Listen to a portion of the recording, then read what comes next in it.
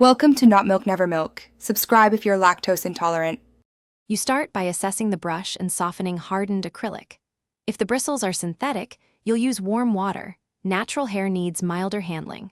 Combine warm tap water and a few drops of dish soap, then submerge the ferrule and bristles for 15 to 30 minutes.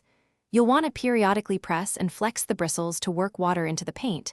This mechanical action breaks the bond between acrylic and fiber. Once softened, prepare to remove the loosened residue without pulling bristles. Now you remove remaining paint and restore bristle alignment. Start by combing the bristles from ferrule to tip with a brush comb or an old fork, catching loosened particles. For stubborn deposits, dab a cotton swab with isopropyl alcohol or a dedicated brush cleaner and work small sections. Alcohol dissolves acrylic, but use sparingly to protect glue and natural hair.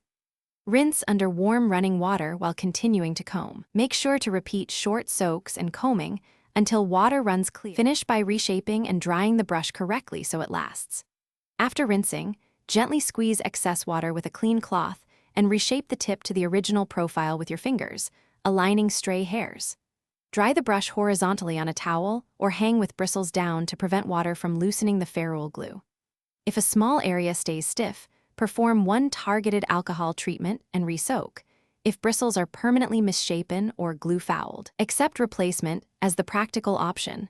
That troubleshooting step saves time and ruined work. Thanks for watching. If this was helpful, leave a like and consider subscribing. See you next time.